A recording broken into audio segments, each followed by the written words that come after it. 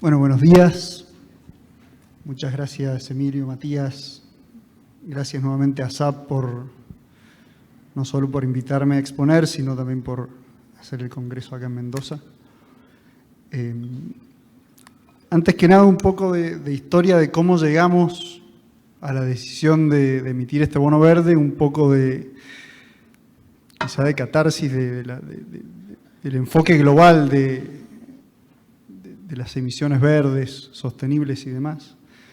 Porque la primera respuesta cuando a un ministro de Hacienda y Finanzas le dicen emitir un bono verde es la que ya Matías me dijo que no, pero ¿cuánto menos de tasa vamos a pagar? Y si no pago menos de tasa, ¿para qué me voy a enroscar en un proceso que es engorroso? Que a primera vista es engorroso, pero como van a ver en la presentación, recorrerlo tiene mucho sentido. En el análisis global de la cuestión, uno siempre piensa, ya se ha dicho, ¿no? Las crisis climáticas no hacen otra cosa que aumentar la desigualdad. Me pongo en socialista, la generan los ricos y la pagan los pobres, porque la mala suerte de la geología del mundo termina impactando mucho más en los países pobres. Y la segunda pregunta que uno se hace es por qué un país con elevados niveles de pobreza tiene que pagar algún costo, si es que, para mitigar estos efectos, ¿no? Entonces, la verdad que la primera respuesta cuando te dicen emitir un bono verde es no. Como Hacienda vos querés pagar menos tasa, como ministro de Hacienda querés pagar menos tasa, como ministro de Hacienda y Finanzas querés cobrar hoy y pagar mañana. Lo sostenible es pagar el costo hoy para tener el beneficio mañana, es al revés. Y bueno, y como ministro y como parte de la política, la realidad es que uno no quiere no pagar del todo, ¿no? O que pague otro, a veces se dice. De hecho, ayer justo Luciana de Santa Fe me decía, bueno, ¿y por qué? ¿Por qué? La verdad que hay una respuesta quizá desde la política, y tomo un poco lo que charlábamos con Emilio antes de entrar, y esta por ahí mala percepción que uno tiene de la palabra endeudamiento, de la deuda, o la demonización del término. Es muy distinto el titular al otro día de emitió un bono verde, se endeudó, ¿no es cierto? Entonces eso le genera algún atractivo a la política para hacer este tipo de cosas, que se agrega muchísimos beneficios que tienen este tipo de emisiones, a pesar de que coincido con Matías, lamentablemente no se ve reflejado en el tema de la tasa. Y creo que no se ve reflejado en el tema de la tasa por muchas cosas, pero entre ellas es que no hay financiamiento externo. Está bloqueado el acceso al financiamiento externo en la Argentina, pero probablemente esta situación en algún momento cambie, y ahí sí es muy probable que se noten la cantidad de inversores y, consecuentemente, la disminución de la tasa. Y siempre hay que hacer un paralelo entre los inversores y los gobiernos. A ver, los inversores grandes de la Argentina son fiduciarios, es decir, en su gran mayoría, el 90% de las colocaciones van a dinero fiduciario, que significa se venden productos a fondos que no hacen otra cosa que manejar fondos de terceros. Así como los gobiernos también manejamos fondos de terceros, de consumidores, de pagadores de impuestos. Entonces la pregunta que uno tiene que hacerse es ¿qué tanto están esos terceros dispuestos a pagar de más por algo que sea social, verde o sostenible? Y la verdad que en Argentina no están dispuestos a pagar. En supermercados, si la caja de leche sostenible sale $1 y la contaminante sale 50 centavos, todos vamos a comprar la de 50 centavos. Entonces no se le puede exigir a un inversor o a un fondo que detrás tiene los mismos consumidores que no están dispuestos a pagar de más por algo sostenible. Uno no puede pretender pedirles que te cobren menos tasa por una emisión de este tipo, ¿no? O qué tan dispuestos están. Pero así como en algún momento se abrirán los mercados, yo creo que en algún momento los consumidores, los contribuyentes harán sus cuentas y empezarán en Argentina, como el resto del mundo, a dar prioridad a estas cosas, ¿no? A pesar de todo, vamos a presentar el proyecto de bono verde y social, consecuentemente sostenible, de la provincia de Mendoza. Créanme que no es greenwashing, como dijiste, anoté el término porque no lo conocía. Pero bueno, un poco de la introducción, suerte que cruzamos presentaciones con Matías porque muchas cosas se superponían.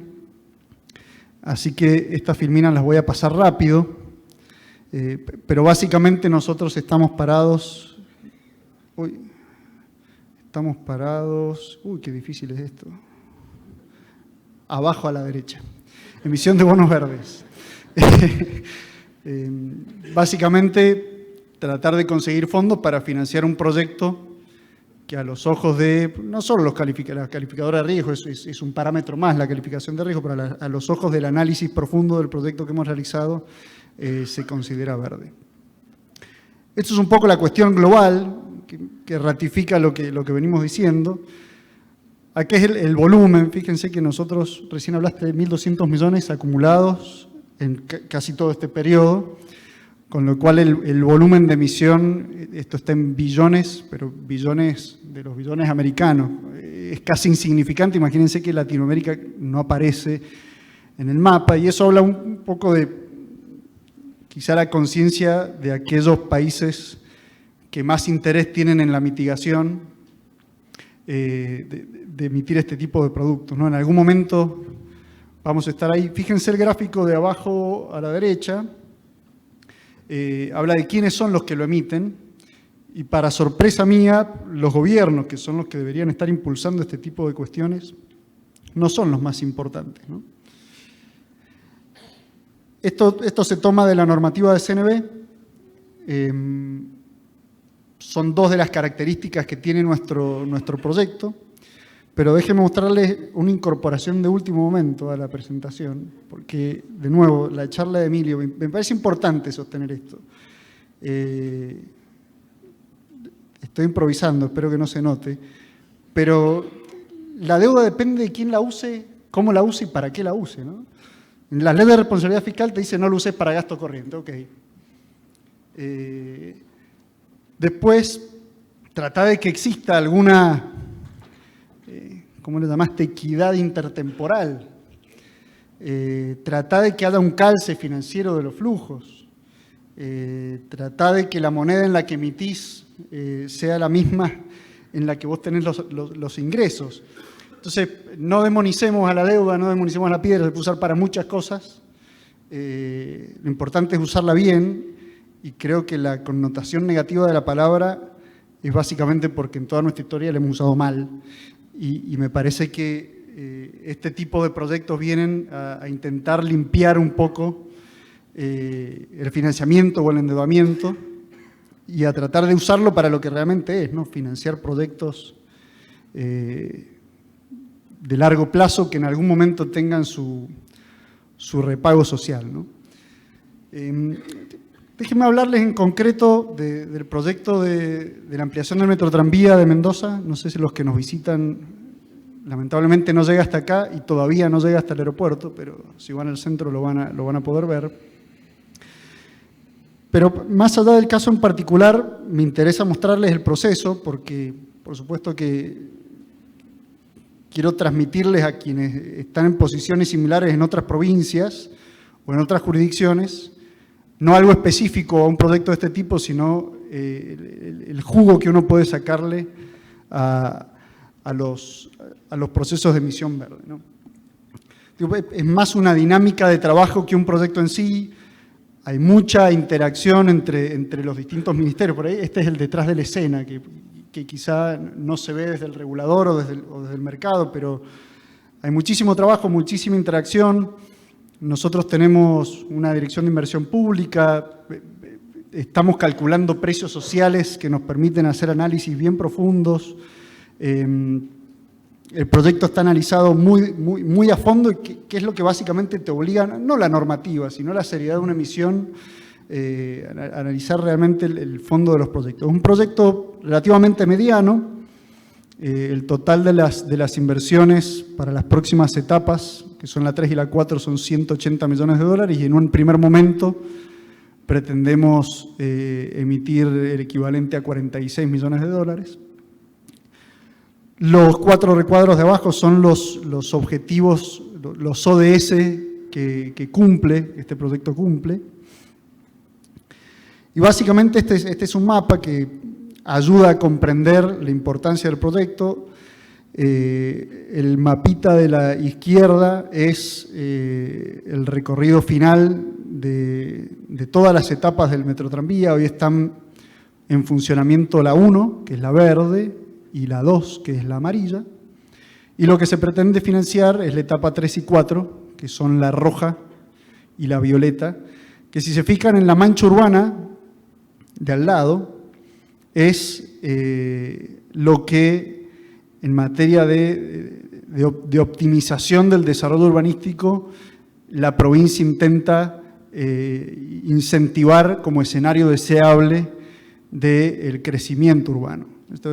La cuestión del crecimiento de la mancha urbana es realmente muy compleja. Este es uno de los análisis que en profundidad se hicieron para empezar a priorizar este tipo de proyectos, ¿no? Acá voy a profundizar en el ejemplo, pero para que se vea el grado de análisis y de detalle al que hemos tenido que llegar. Quizás si no hubiéramos hecho esta emisión, estos números, no digo que no los teníamos, pero a veces la cuantificación queda en la nada, y es importante entender el impacto integral del proyecto, porque además, mientras más cosas le agregues, más cualidades verdes y sostenibles el proyecto tiene, ¿no?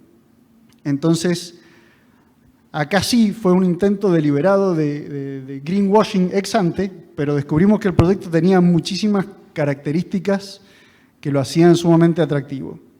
Esto es básicamente la cantidad de kilómetros y en función del índice pasajero-kilómetro y de las frecuencias y de otros tantos parámetros técnicos, se llega a cuántos son los potenciales usuarios identificados de manera directa, con quizá beneficios no cuantificables. Por ejemplo, en muchos de los tramos del recorrido se han levantado los rieles viejos y con eso se han hecho las estructuras de las estaciones del tren, se han hecho los cetos de basura.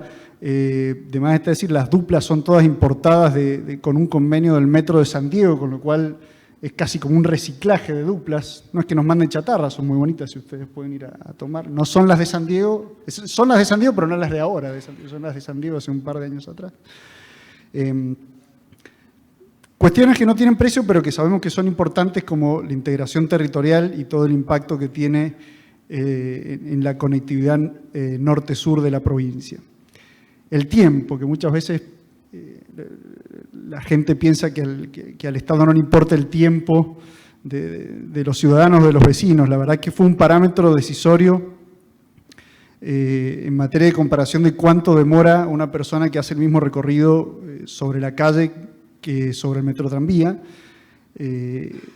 Es parte del parámetro de ahorro, mejora la calidad de vida, es más tiempo para que cada trabajador o cada persona pueda dedicar otras cosas. Este es quizá el parámetro más marketinero de los proyectos de transporte. Si ustedes escuchan a cualquier funcionario público presentar los beneficios de un proyecto de transporte, el tiempo siempre está. Nosotros tenemos la suerte de tener el precio social del tiempo, un convenio que hicimos con la Universidad de Cuyo, que nos permite valorizar cuánto valora la gente las horas que deja de dedicarle al commuting, al ir de un lugar a otro, ¿no? Disminución de la siniestralidad, esto es también otro objetivo importante. Básicamente en una provincia con un sistema de salud público tan relevante como Mendoza, tarde o temprano esto impacta en los costos del sistema de salud, y mucho más ahora que está la capacidad casi al 100% en todos los hospitales de trauma.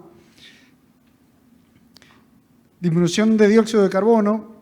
En esto, la verdad que los parámetros de la calificadora de riesgo te hacen llegar a niveles de detalle que uno no sabía. Por ejemplo, yo no sabía que la provincia tenía un organismo que se dedica a medir la calidad del aire. Me enteré porque tuvimos que hacer esto. Se trabajó mucho con la Dirección de Ambiente, se trabajó mucho con los parámetros internacionales, se analizó cuánto se liberaba en el neto, porque también este proyecto tiene ciertos costos.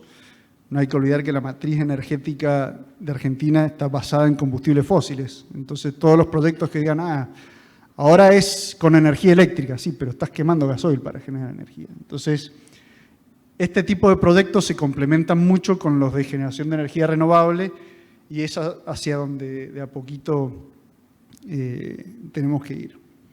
Bueno, esto es algo quizá muy particular de Mendoza. El sistema de transporte público en Mendoza es enteramente provincial, en otras provincias es municipal. Hoy el transporte público en Mendoza es el segundo costo más importante después de personal, el subsidio del transporte público. Con el paréntesis de que quizás subsidiar el transporte público es el subsidio de un servicio público más inocuo, porque no genera los excesos de demanda que pueden generar subsidios a otro tipo de servicios, y si los genera son buenos, ¿no? Porque es gente utilizando más transporte público. Dicen, nadie se va a tomar 3 colectivos porque el boleto está barato, quizás sí va a prender de más las luces o va a dejar la calefacción prendida porque el gas o la luz estén baratos. Comentario de paso. Pero lo importante es el ahorro que genera la disminución de los kilómetros que recorren los colectivos a gasoil o a GNC, o mismo los colectivos eléctricos que generan congestión y hacen que los vehículos con combustibles fósiles demoren más tiempo. Pero todo esto suma y va sumando a los beneficios del proyecto, y aún siendo el proyecto calificado como social o verde y sostenible, estos beneficios son los que nos importan desde el Ministerio de Hacienda, ¿no? Esto es ahorro de fondos, contante y sonante. Esto quizá me da pie para profundizar un poco con el análisis de equidad intertemporal y con la estrategia financiera. Por supuesto, nosotros hoy estamos, en el momento que armamos esta presentación, o que quisimos, o que pensamos en ASAP en Mendoza, el bono verde de la provincia ya tendría que estar emitido, vos lo tendrías que haber sumado a tu mapa, quizá Cuyo mejoraba un poco, pero bueno, es Argentina, ¿no? Y a veces uno no elige cuándo salir a mercado. Pero básicamente esta es la curva. Nosotros lo que pretendemos financiar con este título es el anticipo financiero. Poco sentido tiene conseguir fondos y dejarlos estacionados en la tesorería pagando tasa inferior a la que uno cobra. Por eso es importante entender, el bono lo vamos a calzar contra el anticipo financiero, y el resto del proyecto todavía no tiene fuente de financiamiento. Por supuesto que si no se consigue será presupuestario, pero a medida que el proyecto va evolucionando se pueden generar hitos de pagos y de acopios y demás para lograr acelerarlo. Fíjense que tiene 48 meses, pero si uno agrega o va agregando fondos frescos al proyecto, ese periodo se acorta y los beneficios llegan antes. Respecto de la tasa o de la equidad intertemporal, nosotros para analizar los proyectos, les decía, tenemos una dirección de inversión pública que se encarga de analizar alternativas, calcular los bans y todas esas cosas que nos enseñaron en la facultad y muchas veces no se usan. Pero hay una tasa social de descuento que se usa mucho en materia de análisis de proyecto, y creo que no es otra cosa que la tasa a la que la sociedad está dispuesta a resignar algo hoy para tener algo en el futuro, ¿no?